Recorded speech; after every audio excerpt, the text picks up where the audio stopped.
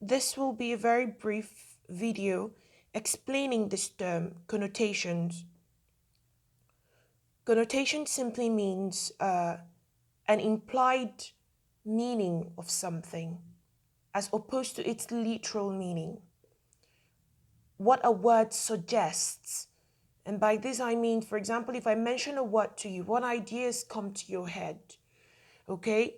What ideas? How does the word make you feel? These can be termed the connotative meaning of a word.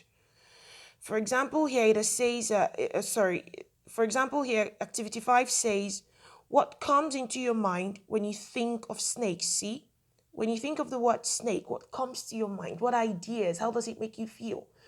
Answers to this question, terms answering this question can be deemed the connotative meaning of the word snake. The things that come to your mind, the ideas, the feelings when you hear the word snake. Now it says, contribute to a brainstorm on the board of the connotations and associations of this creature. Okay?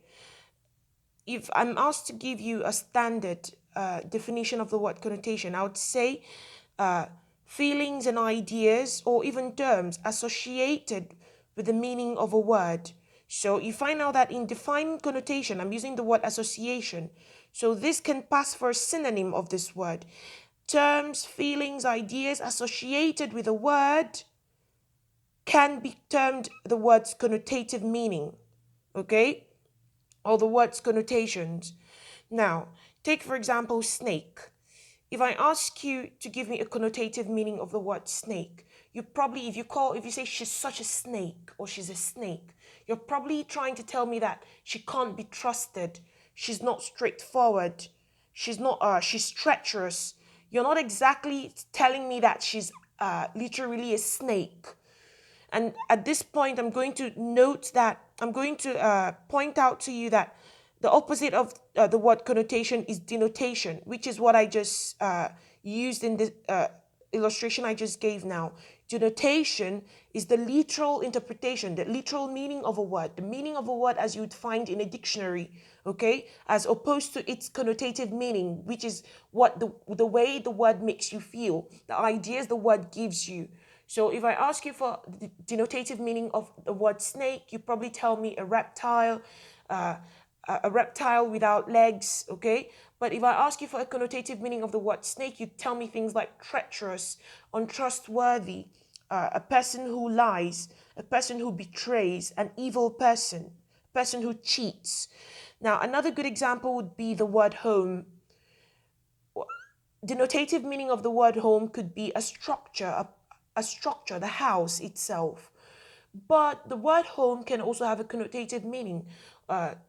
When you say, with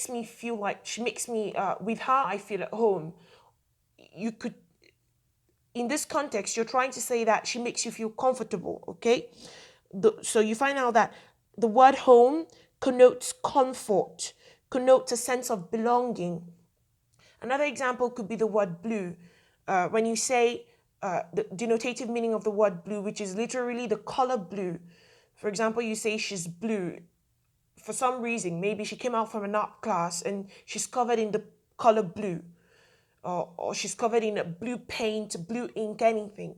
As opposed to a connotative meaning of the word blue, which means when a person is feeling sad, you say she's so blue today. In other words, she's feeling sad today.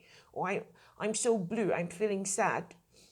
I hope I've been able to explain these terms to you. If you have further questions, ask on the WhatsApp group. So please go ahead and attempt activities 5 and 6, okay? And send in your proof of work.